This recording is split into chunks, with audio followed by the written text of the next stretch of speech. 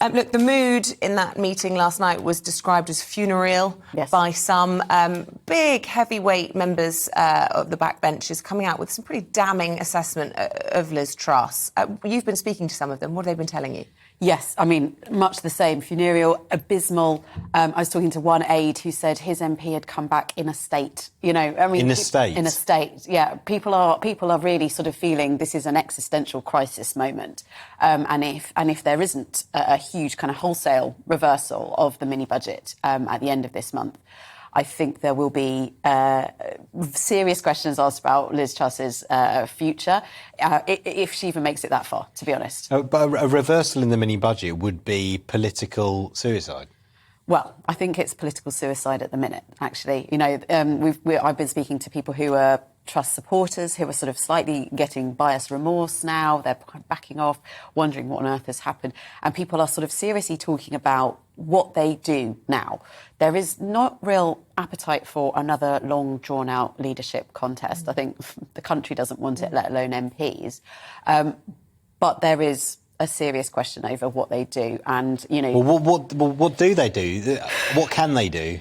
So I think the sort of local elections in May are kind of the final point of no return.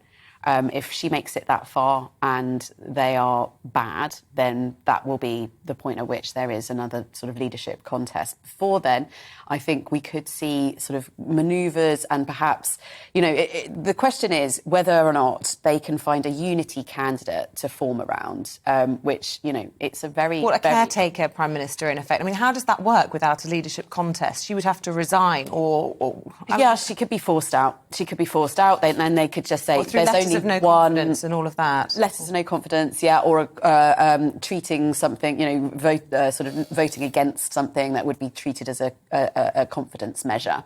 But the way to avoid there being a contest that would go to the members, which is what a lot of people now want to avoid, is for there to only be one replacement for her. Right. So, you know, if there were, for argument's sake, Rishi Sunak supporters pushing and saying, look, let's all get behind our guy.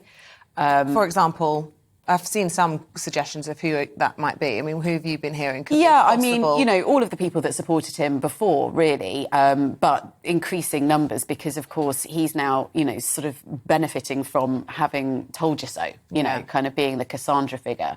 And so... You know, I'm not saying it's going to be definitely him. There's still a big anyone but Rishi group within the party. But he would be a sort of obvious candidate that people could rally behind.